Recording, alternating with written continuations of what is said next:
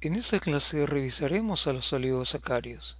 Como recordarán, en videos pasados iniciamos el estudio de los carbohidratos y señalamos que están formadas por pequeñas moléculas o monómeros denominados monosacáridos. El número de monosacáridos en la molécula de carbohidrato va a determinar uno de los tres tipos de moléculas que existen. Los podemos clasificar, por lo tanto, en monosacáridos, una sola unidad, oligosacáridos, que hoy día lo vamos a revisar, y los polisacáridos, moléculas muy grandes. Pero antes de iniciar el estudio de los oligosacáridos, quería hacer una pequeña aclaración respecto a algo que observamos en el video de los monosacáridos.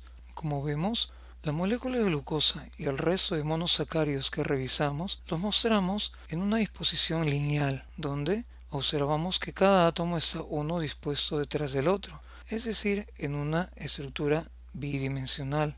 Pero para que una molécula sea funcional, cumpla las propiedades características que tiene, toda molécula no adopta esta disposición. Esta que vemos acá es solo una disposición ideal para facilitar el estudio de ella. Pero las moléculas son funcionales cuando sufren torsiones, giros y van a adoptar una forma tridimensional. De esa manera, la glucosa la podemos apreciar en el espacio de la siguiente manera, ya sea de esta forma, donde el grupo OH está hacia la parte inferior del plano. Fíjense que aquí tenemos los 6 átomos de carbono de la glucosa, el primero, el segundo, el tercero, el cuarto, el quinto y por aquí fuera el sexto.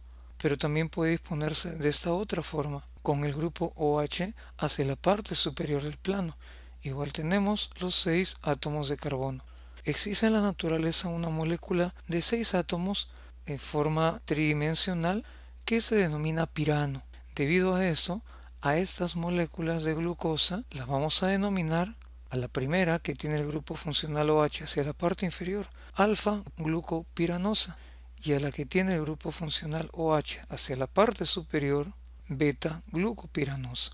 Entonces, cuando estudiemos a los oligosacáridos en un momento, vamos a hacer esquemas o vamos a mostrar cómo se disponen estas moléculas, pero en 3 dimensiones. Y para evitar confusión, quise hacer esta aclaración antes de dar inicio a la descripción de los oligosacáridos. ¿Y cómo se forman los oligosacáridos? Recordamos que los oligosacáridos son cadenas cortas de monosacáridos, pero van a estar unidos por un enlace muy importante denominado enlace glucosídico. Es el enlace característico de todos los carbohidratos, y ese enlace glucosídico va a originarse a partir de la unión de dos monosacáridos, como se indica en ese esquema. Aquí tenemos dos monosacáridos, el carbono 1 con su grupo OH y en este otro el carbono 4 contiene ese grupo OH. Estos dos átomos van a enfrentarse, estamos hablando en 3 dimensiones, van a colocarse frente a frente y los grupos OH de ambos van a reaccionar. ¿Y qué es lo que se va a formar? Una molécula como la que vemos aquí. Dos monosacáridos unidos por un átomo de oxígeno.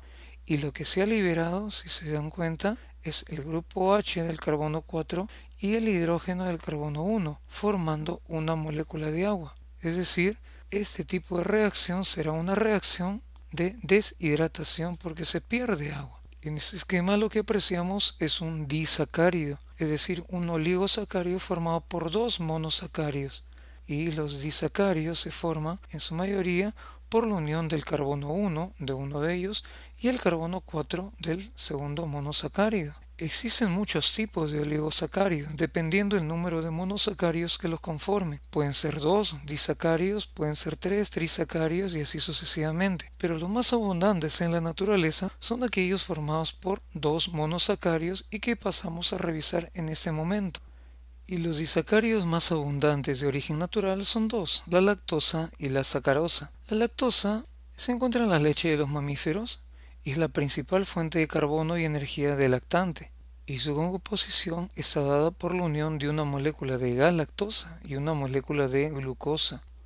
Ambas moléculas se unen en las glándulas mamarias para originar a la lactosa. Y cuando consumimos lactosa a partir de cualquier producto lácteo, sea leche, queso u otro derivado, esta lactosa es degradada a nivel intestinal de la siguiente manera. La lactosa es ingerida y nosotros poseemos a nivel intestinal la enzima lactasa intestinal o también denominada beta-galactosidasa, que tiene por función actuar sobre la lactosa y degradarla, es decir, dividirla en sus dos monosacáridos componentes como son la glucosa y la galactosa. Ambos o ambas moléculas van a ser absorbidas luego por nuestro organismo y seguirá su metabolismo. Ese es el proceso normal de la degradación de la lactosa. Algunas personas tienen problemas en la secreción de la lactasa o beta-galactosidasa, por lo tanto no pueden consumir productos o ningún alimento que tenga lactosa, debido a que ésta no va a poder ser degradada como hemos indicado. Por el contrario, cuando consumen esos productos, se desarrolla una sintomatología conocida con el nombre de intolerancia a la lactosa. Y esa intolerancia se desarrolla debido a dos razones. Uno puede ser de carácter genético, es decir, es permanente, y otra debido a ciertas situaciones como la malnutrición o el consumo de algunos medicamentos que afecta a las células del intestino donde se produce esta enzima. Entonces la lactosa pasa por el intestino delgado, llega al intestino grueso y las bacterias que tenemos como flora intestinal no producen esta enzima, pero sí utilizan la lactosa. Es decir, la lactosa no va a degradarse hasta glucosa y galactosa, sino hasta otras sustancias como son ácidos orgánicos, dióxido de carbono, hidrógeno, entre otros, presentándose signos y síntomas como cólicos abdominales, flatulencia y diarreas. Pero en la actualidad, el problema de intolerancia a la lactosa puede ser superado debido a que la industria alimentaria fabrica productos que ya no contienen lactosa. Esa lactosa a nivel industrial ha sido degradada hasta glucosa y galactosa. Entonces las personas con la intolerancia a la lactosa no van a tener inconveniente en ingerir estos productos. El siguiente disacario que revisamos es la sacarosa, o también llamada azúcar de mesa, y es el azúcar que todos los días consumimos y se obtiene a partir de la caña de azúcar o también de la remolacha o beterraga. La sacarosa es un disacario formado por glucosa y por fructosa y no es sintetizado en animales, pero sí en plantas como un producto intermediario de la fotosíntesis. Recordemos que durante la fotosíntesis se va a formar almidón. Y la sacarosa es la forma en que la planta va a transportar el azúcar desde las hojas donde se está realizando la fotosíntesis hacia otras partes de la planta. Como lo podemos confirmar, tienen un alto poder endulzante y al consumirla y llegar al estómago, el jugo gástrico va a desdoblar, es decir, va a romper el enlace glucosídico de una parte de la sacarosa que ingerimos, liberándose glucosa y fructosa. El resto de la sacarosa pasa a nivel del intestino delgado, donde por acción de una enzima específica para ella, que es la sacarasa, el resto de sacarosa se convertirá en glucosa y fructosa, los cuales son absorbidos a nivel del duodeno, pasa a circulación sanguínea y llega a todas las células que requieren energía. El consumo en exceso de la sacarosa puede ocasionar problemas como obesidad, diabetes e inclusive caries, ya que las bacterias de la boca pueden convertir la sacarosa, es decir, el azúcar, en ácido, el que a su vez puede causar daño al esmalte dental, ocasionando la caries. Y el tercer disacario de importancia que vamos a revisar es la maltosa. Una molécula de maltosa es un disacario y está formado por dos moléculas de glucosa. La maltosa se origina durante la hidrólisis o degradación del almidón,